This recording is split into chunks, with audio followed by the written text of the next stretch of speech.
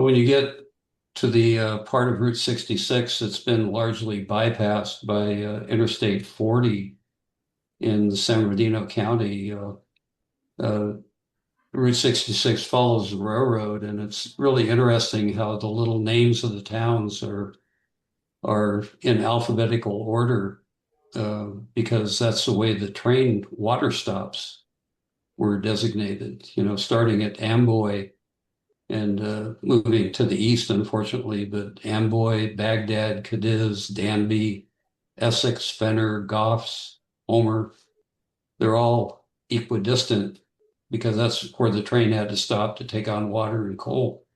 And Route That's interesting. 66 followed that same alignment.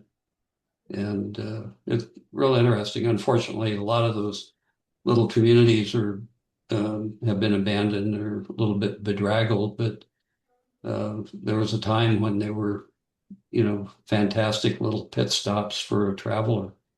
See, and to Yeah. me, this is interesting because up in my neck of the nape here in the Minnesota, North Dakota, you'll see a lot of towns, small towns named after female names, Yeah. and it's daughters of settlers or Hmm. wives and daughters, if you will. And I might be a little bit off on the mileage here, but they're generally, I think, I want to say 16 miles apart. And the reason for that was that the horse and buggy could go 8 miles, or was it? No, it was 16 miles and turn around and go 16 miles home in one day. They wanted Hmm. people to be able to bring the grain to the grain elevator. These towns had grain elevators. And so instead of water stops, there were grain elevators. But it had to do with that. And there's no, our culture is basically no different than it is today because when the internal combustion engine came, you're talking about every, what is it, every hour and a half, something like that. Hmm.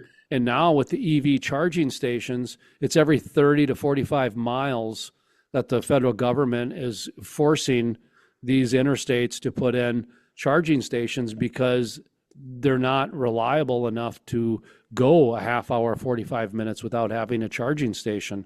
Just talked to a gentleman the other day. I met him outside of Fergus Falls because he had to go charge up. He was driving an EV from Chicago, and it was 40% less than he anticipated because it was colder. Yeah. And, and that's, we joked about good thing there wasn't a 10% increase in the elevation, or it would have been 60% because any little bit of elevation in those EVs. And again, that's the challenges that we're up against. And